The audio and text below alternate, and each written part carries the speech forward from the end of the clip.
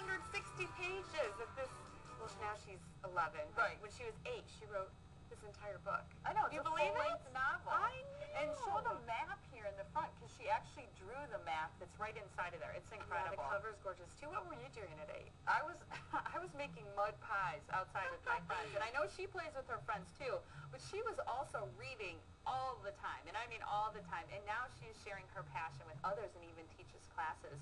Adora is here now. She's 11, as we mentioned, but this book you started writing at 8, and then you just kind of kept revising it, right? Yeah, 15 times. 15 times. Why did you revise it so much? I was just really a perfectionist, and I wanted to get the absolute perfectist. I know that's not a word, it could be. So I kept on going with it. Well, tell us about your book, Yang in Disguise. What is it about? Well, it is a kind of a mixture. It is an adventure story mixed with coming of age, mixed with a little political satire. Wait.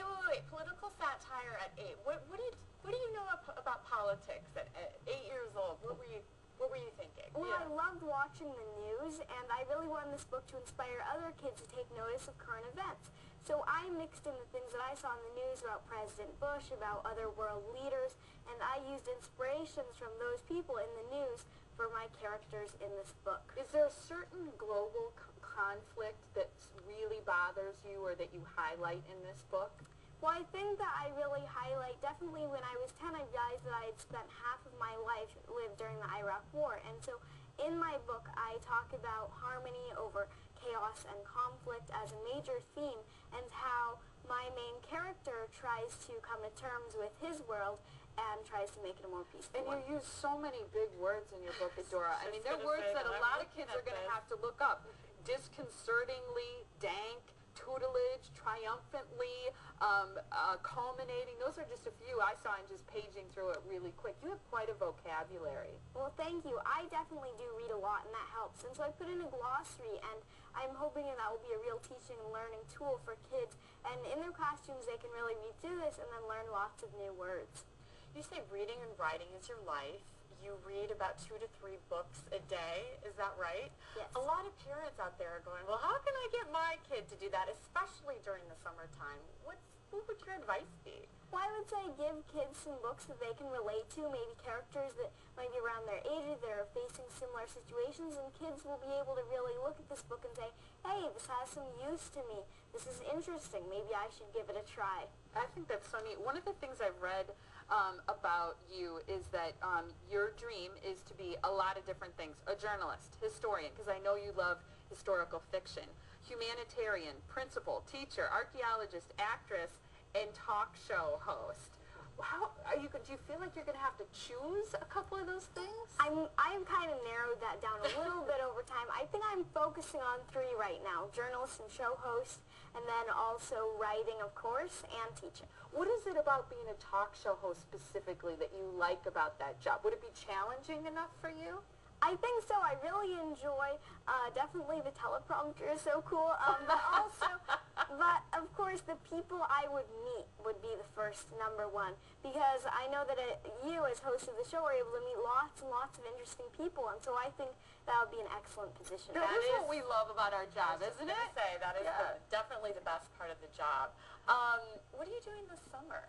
Well, actually, I'm here to present to the Kenosha Unified School District about using technology in teaching and teaching the gifted students and differentiation. So I'm talking about a variety of different issues, and then that's sponsored by Promethean, so I'm showing them how to use their technology. And so I will be definitely doing a lot of things, teaching teachers, and then also I will have a vacation, an actual vacation. I'm going to Yellowstone. Oh, that's a great place to vacation. How did teachers react to an 11-year-old teaching them how to do some of the things? Is it usually pretty positive? Yes, it is positive, I think, because I'm trying to give them a kid's eye view of a classroom. And what do you tell them? Well, I tell them what kids like in the classroom, how to get us excited, and I say I've finally infiltrated the ranks of kids. Admittedly, I am one. And I give them some tips on what kids like and what we don't like so much, and so that they can use those in their classroom. Can you give us an example real quick? What's one thing that kids really like and one thing that kids now don't like in the classroom? What do you tell them? We really like gross stuff. Anything to do with maybe slugs and slime and mud pies, and etc.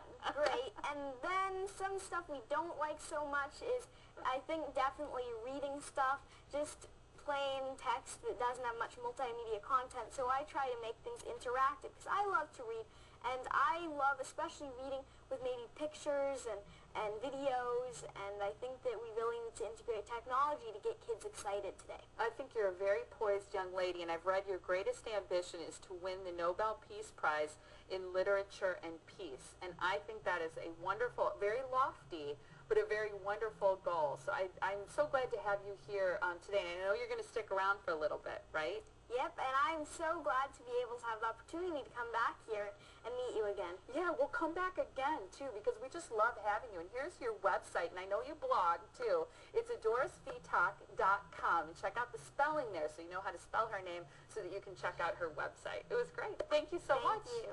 And stay tuned because it is one of Adora's goals. We just mentioned it in life to become a talk show host. That's right. So after the break, the tables are turned. She'll ask us the questions. And for more information about any of the guests, including Adora here, featured on our show, check out themorningblend.com. Welcome back to The Morning Blend. It's one of my dreams to become a talk show host. So today, the producers of The Morning Blend have allowed me to interview the regular hosts of the show. It's great to be back here with Allison and Molly, and I'd like to ask you a few questions. Okay. So I know that over the summer, a lot of us are going to be vacationing, and maybe I'm hoping some of us will be reading. Do you guys have any books on your summer reading short list? Books on my summer reading short list. Okay. I just finished one that actually a regular on our show recommended called The Winner Stands Alone by Paulo Coelho. Do you know that author? I think I might have heard of it. I knew you would. I knew you'd say something Was like that that.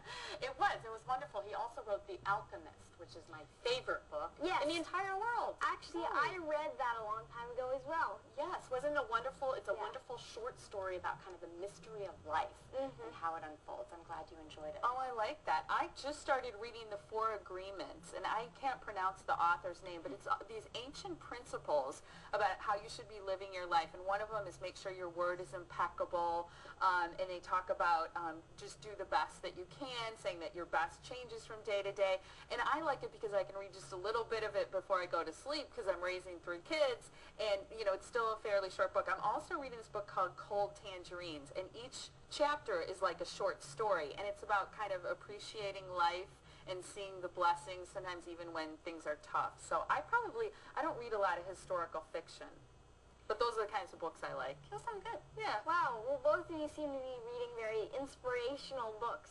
Thank you. I think so too. So you will be drawing some inspirations. Yeah. Hopefully. I hope so too. Okay, and then I would like to ask you another question about books. What books have had the most influence in your life, do you think? I remember my first experience with a book that really helped shape me, The Lord of the Flies. Oh, When I was in yeah. 6th grade, we had to read it in school, and then we, wrote about it. But I think it really taught leadership, and it was really interesting to everyone in the class. So Lord of the Flies would be my choice. And I would say A Little Princess. That's a book by Frances Hodgson Burnett. I wrote that down because the book meant so much to me. It was about this little girl who overcame so much. She went through the tragedy of losing her father and all of her fortune, and she was subjected to servitude. But she always kept a really positive attitude throughout all of it. And that just, for some reason, that book has always kind of stuck with me. Yeah, and I really like A Little Princess as well, and that is a great book, and actually one that's similar to it is Pollyanna. I don't know if you've read that. Oh, no, but I'll recommend it to my daughter. I bet she'd like that. Yeah. Adora, thank you so much for being with us this morning. We have run out of time. Yeah, you guys always ask You good have great questions. questions. Yeah. And we brought up some good books, maybe some good summer reads for everybody. Yep.